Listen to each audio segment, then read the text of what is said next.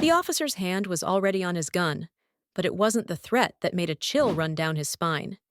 It was the woman standing beside him, her face a mask of self-righteous fury. She held a slip of paper, a simple fine for $90. But to her, it was a battle. A hill she would die on.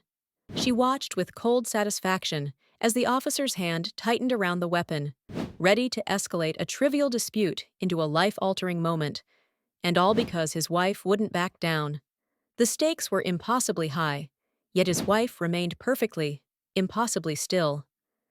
The air crackled with a silent, dangerous energy, and in that moment, he knew a storm was coming, one that this woman, and maybe even the officer, had no idea they had just provoked.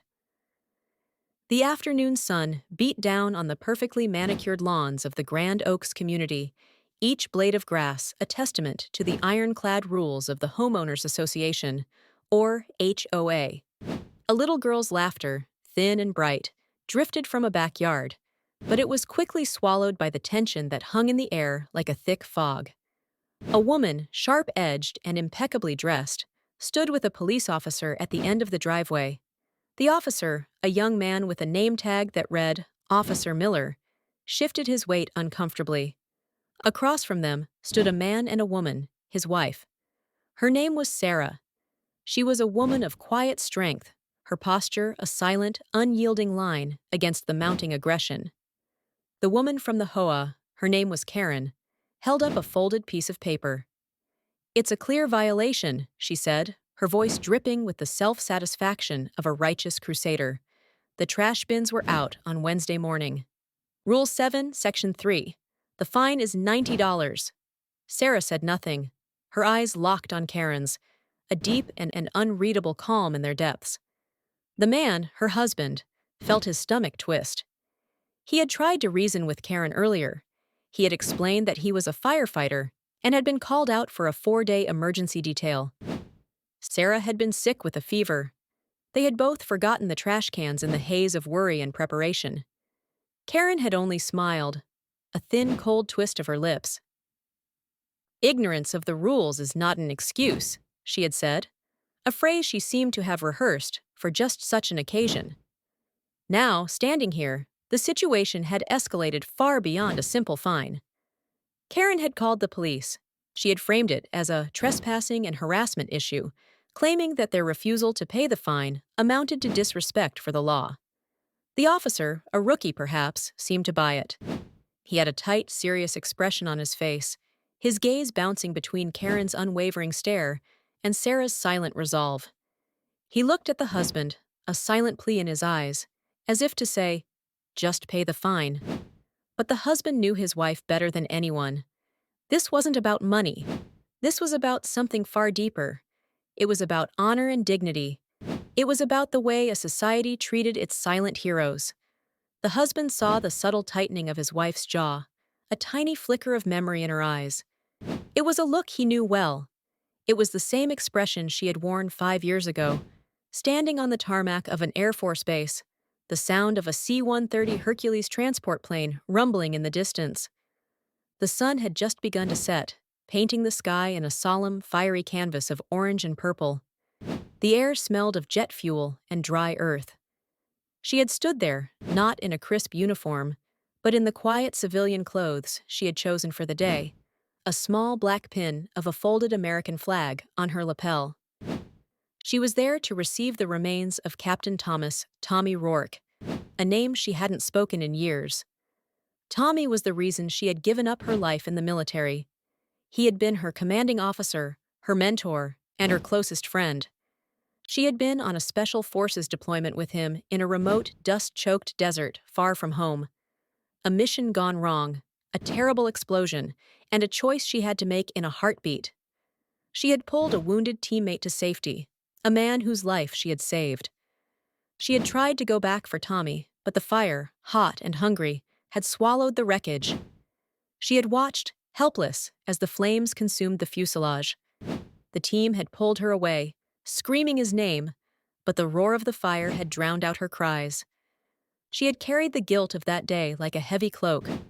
The silence she carried wasn't a weakness. It was a fortress she had built around her grief and her past.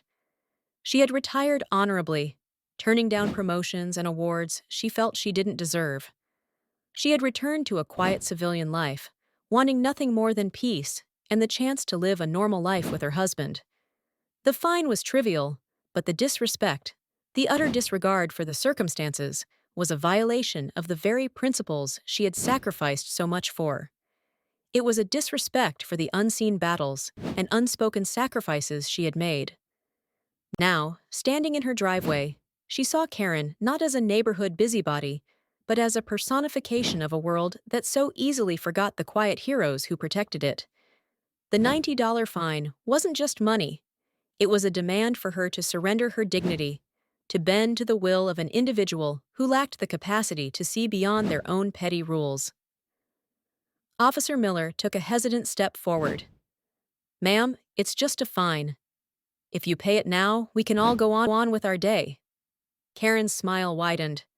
"It's about principle, officer. It's about people following the rules. We have a pristine community, and we will not let it be sullied by such willful disobedience." The husband felt a surge of hot, helpless anger. "We explained why the cans were out," he said, his voice tight. "My wife was sick, and I was on an emergency call. Is there no room for common sense?" Karen laughed, a sharp, brittle sound that grated on the nerves. "Common sense is following the rules, sir. I find your tone very threatening." She turned to the officer. "Officer, I believe this is now harassment, and I'm asking you to enforce the law."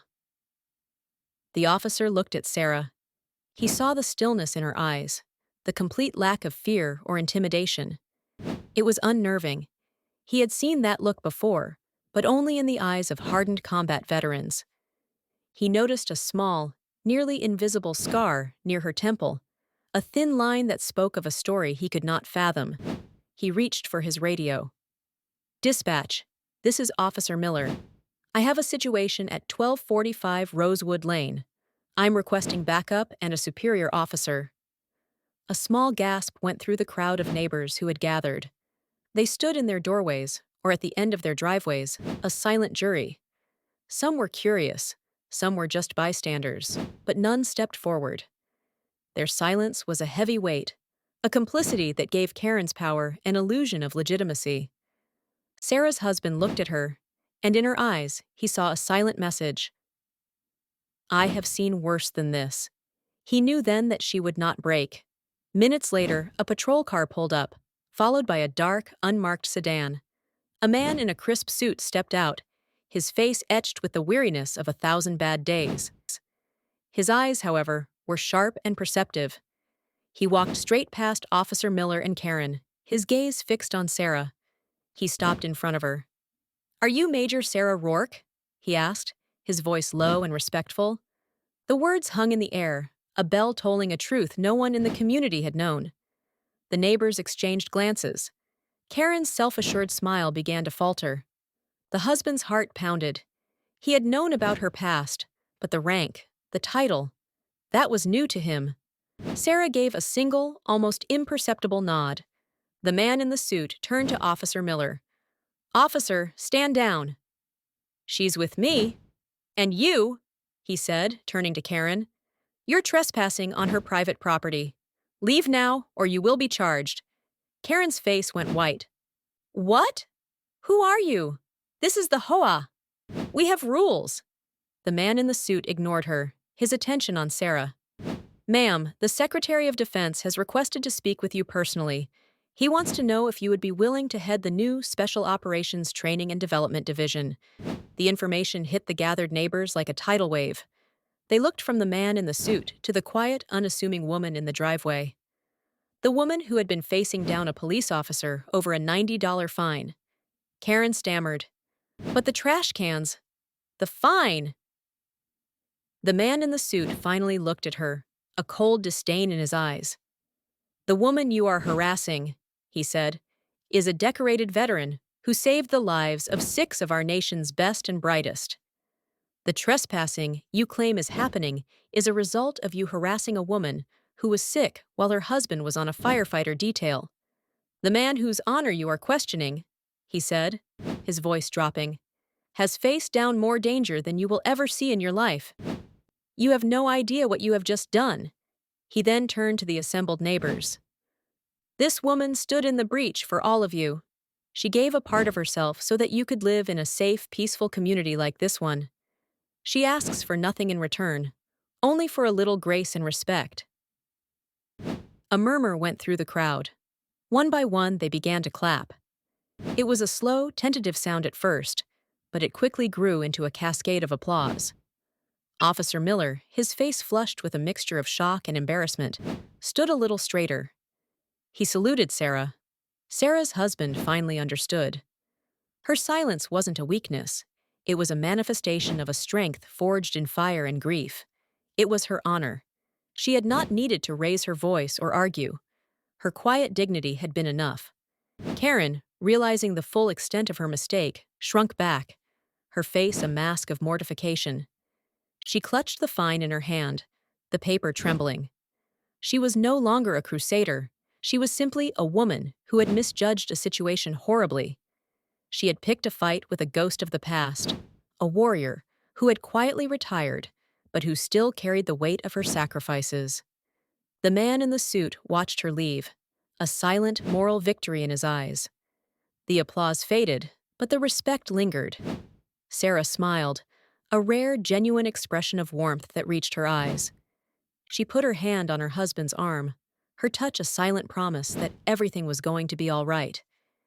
He had seen her in her most vulnerable moments, had seen the shadows of her past, and in this quiet victory, he saw her true self, a person of unwavering integrity and immense inner strength. The man in the suit approached her again. "Ma'am, we need to talk." Sarah simply nodded, but before she left, she turned to the neighbors and said, "Honor is not found in what you are given. It is found in what you are willing to give." Her words, soft and clear, echoed in the stillness of the afternoon. The story of Major Sarah Rourke, the silent hero who lived among them, spread throughout the community. It became a legend, a reminder that the quiet ones often have the loudest stories to tell. The HOA fine was never mentioned again. It was a lesson learned in the most unexpected way, that true authority comes not from power or rules, but from quiet dignity and unseen sacrifice. The world is full of these unseen battles, stories of individuals who carry the weight of their past with silent strength, who ask for nothing in return, and who only wish to be treated with the same simple respect they extend to others. They are our neighbors, our friends, and our family.